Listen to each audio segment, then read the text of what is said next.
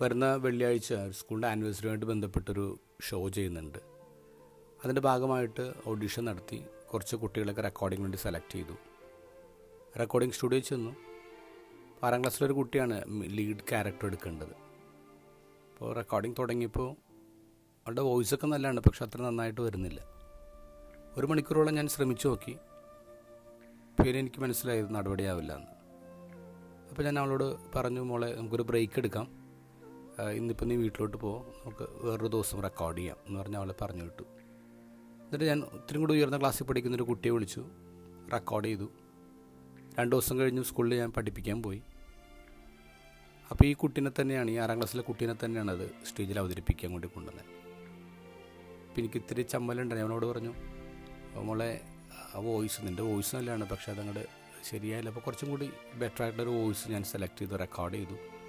എനിക്ക് വിഷമമായോ? അപ്പോൾ അവൾ പറഞ്ഞു, വിഷമമായി, ഞാൻ അച്ഛൻ്റെ അത്ര സമയം കളഞ്ഞില്ലേ. അത് കഴിഞ്ഞ് റെക്കോർഡ് ചെയ്ത വോയിസ് അവളെ കേൾപ്പിച്ചപ്പോൾ അവൾ പറഞ്ഞു, ഈ ചേച്ചി എത്ര നന്നായിട്ട് ചെയ്തിട്ടുണ്ട് അച്ഛാ, അച്ഛൻ വെറുതെ സമയം കളഞ്ഞ്. ഞാനിപ്പോൾ ഇങ്ങനെ പ്രാർത്ഥിച്ചു പോയി, ദൈവമേ എന്തുമാത്രം കരുതലാണ് ഇവരുടെ ഉള്ളിൽ. ഇന്നത്തെ ഹോസ്പിറ്റലിൽ ജനങ്ങൾ യോഹന്നാൻ്റെ അടുത്ത് വന്ന് ചോദിക്കുക, രക്ഷപ്പെടാൻ ഞങ്ങൾ എന്ത് ചെയ്യണം? യോഹന്നാൻ പറഞ്ഞു, 2 ഉടുപ്പുള്ളവനൊന്നും ഇല്ലാത്തവന് കൊടുക്കട്ടെ, ഭക്ഷണം അതുപോലെ തന്നെ. എന്ന് പറഞ്ഞാൽ എന്താ?